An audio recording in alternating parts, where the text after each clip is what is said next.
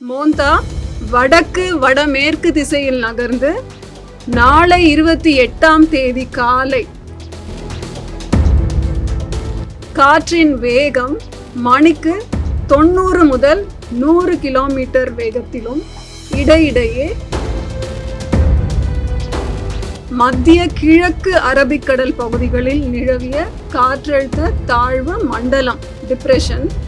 வடக்கு வடகிழக்கு திசையில் நகர்ந்து வடகிழக்கு பருவமழை காலத்தில் இன்று 27ஆம் தேதி அக்டோபர் தமிழகம், புதுவை மற்றும் காரைக்கால் பகுதிகளுக்கான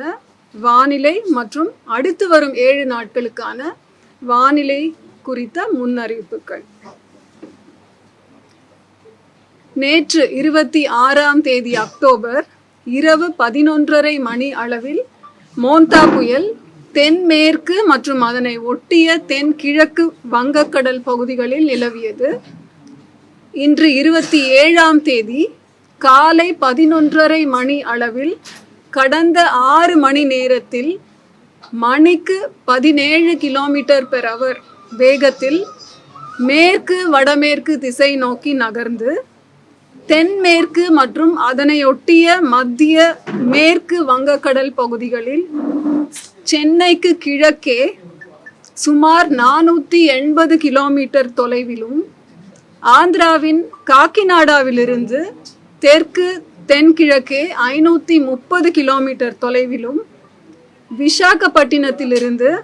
தெற்கு தென்கிழக்கே 560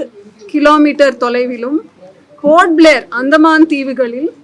மேற்கே 890 கிலோமீட்டர் தொலைவிலும் மோந்தா நிலை கொண்டுள்ளது. மோந்தா வடக்கு வடமேற்கு திசையில் நகர்ந்து நாளை 28ஆம் தேதி காலை தீவிர புயலாக வலுப்பெற்று மேலும் வடக்கு வடமேற்கு திசையில் நகர்ந்து ஆந்திர கடலோர பகுதிகளில் மச்சிலிப்பட்டினம், கலிங்கப்பட்டினத்திற்கு இடையே காக்கிநாடாவுக்கு அருகில் தீவிர புயலாக